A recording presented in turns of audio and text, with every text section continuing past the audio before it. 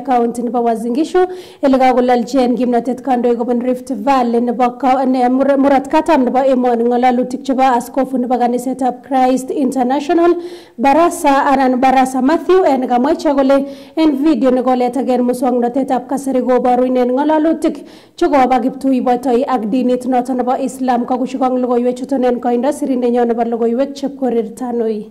Kayang niton en kasarta nekayaptagei video en muswoknotetab kasari nebo ngalaletab amdoindet agenge en kanisenyin nemwaat ko ngalalet nekaib sasisiet en kayonekab Islam. Tumesikitishwa sana na klipu ambayo kwamba inayosambaa kumwona mhubiri mashuhuri katika Kenya hii akikashifu na kuingilia dini ya Kiislamu kwa lugha ambayo kwamba ni chafu.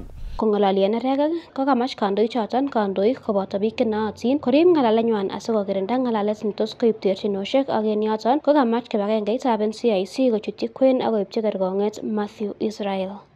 Mgawanyiko wa kidini ama siasa inayogusa dini ni siasa mbaya sana, na ili hali tumeona NCIC wamenyamaza paka sasa, hawajamkabili huyu mhubiri kwa lugha zake alizozitoa kueleza kwa kuwa Waislamu wanapenya katika uongozi wa taifa hili, Waislamu wamejaa katika serikali, na kile kitabu chao ambacho sisi tunaamini ni kitabu kitakatifu cha Qur'ani kinatoa mafunzo mabaya ya kupotosha.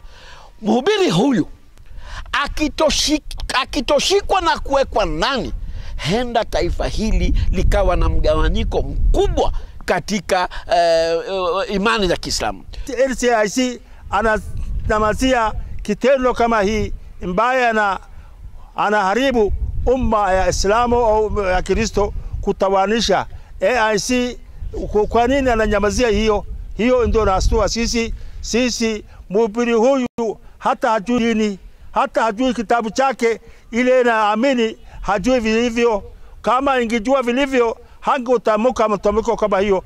Kakomach kora kandoik choton kandoikab dini tugul kostoengei ngalalutikab polatet en nekamwa kole boisienywan neo ko kotuiyo bororiet mising ko en kasarta nekitokyingei lewenisiet neo. Sisi kama Waislamu tunakaa na ndugu zetu ambao kwamba si Waislamu, tunaamiliana nao kwa mambo mingi, ni marafiki zetu na tunafanya kazi pamoja kwa mambo mingi. Yakitokezea maneno kama haya ya utetezi, ni maneno ambayo kwamba yatatia chuki baina yetu, na huenda yakatokezea mengine, kwa sababu kama tunavyosikia ni mhubiri ambaye kwamba ana wafuasi wingi na ana ushawishi wingi kwa jamii.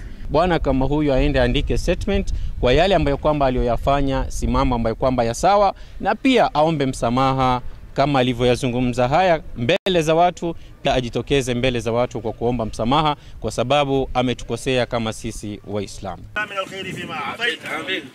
Aripote ni kotab KTV, kainenyin ko Chepkorir Tanoi.